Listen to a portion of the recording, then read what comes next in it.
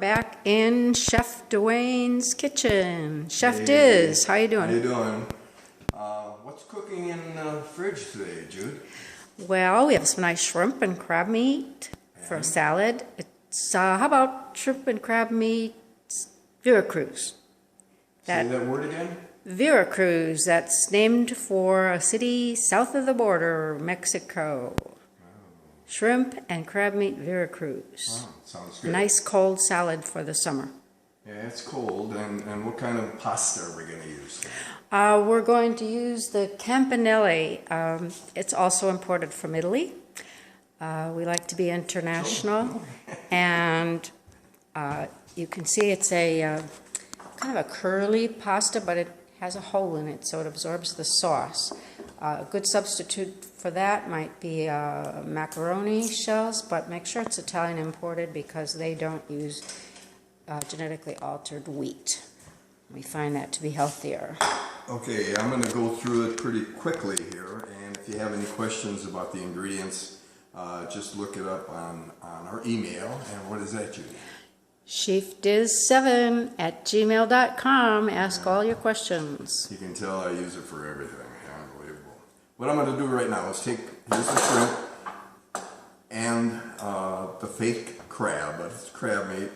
Now it's really pollock, and they've been soaking together overnight in the refrigerator. And when you buy your shrimp, I suggest that you go right to the freezer and get the bag, because that's what the butcher does now. He gets frozen shrimp, opens it up, puts it out on a meat counter, and that's what you buy.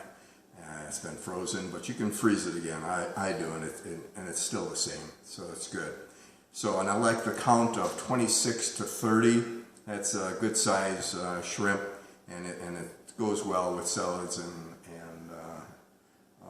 any type of fish meal that you have.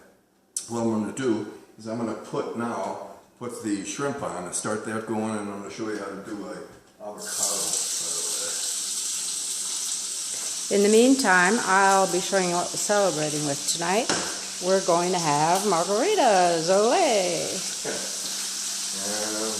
Margarita. We like our margaritas, especially with Mexican food, and this definitely is a Veracruz night. Let me show you how to sharpen the knife. The worst knife to have is a dull knife. That's the one you cut yourself with. You get a sharp knife, and you listen for this sound. It's got like a whip. If you do it flat, there's nothing. If you want to get that point, get the point, get the point, point. Moving both arms back and forth, back and forth, back and forth, from the front, back of the knife to the front of the knife. And there you go, a nice cut. Open it up. Don't eat the big seed, it'll get stuck in your throat. You can plant it. Pardon me? You can plant it, and you'll have more avocados. I tasted to find out. It's good. Love it. Okay, easiest way to do it. Could you grab me a spoon out of that drawer, too? A small one.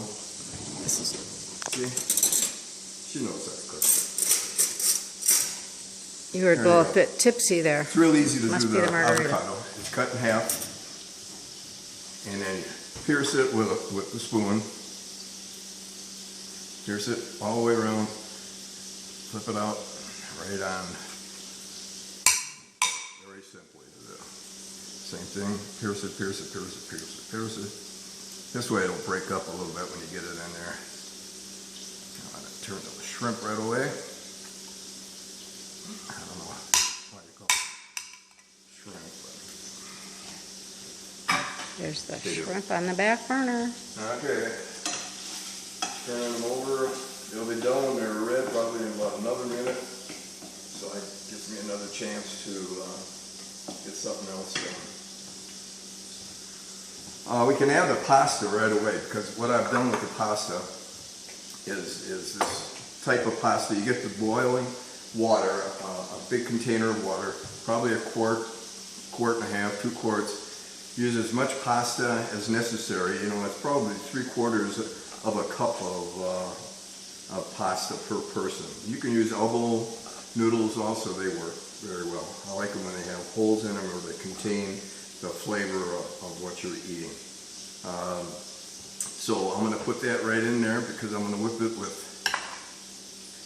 the avocado, sour cream, heaping tablespoon of sour cream. That's good.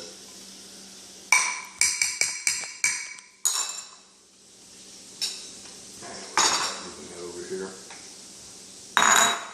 Now I see we got a lot of Mexican, south of the border, spices and ingredients. Yeah. What are you adding to I spice like that up? everything, and you're going to find out if you keep on watching this, that most of the time I just use forks, spoons, and one bowl for almost everything I make. You know, it's no sense in, you know, people use food processors, and I'm just too lazy to have to wash it after you get it eating. Okay, now I'm going to add the pollock to the shrimp because that's already done. Yeah, that's perfect. There's 2 tablespoons of olive oil in here. 2 tablespoons of olive oil. Now we just put it right up on top. It's already cooked, so you don't have to worry about the fish. You want to warm it up and get a little bit of the juice into from the shrimp into the fish. Turn that off. And we got the rest of the ingredients here. I'll make this mixed up a little bit more. Okay. I like sweet onion. Vidalia, one of the sweetest ones. We're lucky we're right around the corner from Georgia, so we get all of our beautiful, beautiful onions. Let me show you an easy way, before I forget, of how to clean. Just take a look at this.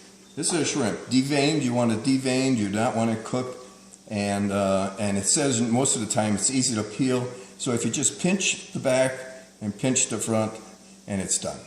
Wow. Yeah, that's it. I learned something. That's how easy they clean. Pitch the tail, pitch the right on the belly, and it comes off. That looks great. Okay, what is next? Everything's gonna go in there anyways. Lemon juice to taste, and we not only use lemon juice, but we use a lot of lime also. A lot of lime. And then we have rotelli tomatoes, and With chili pepper.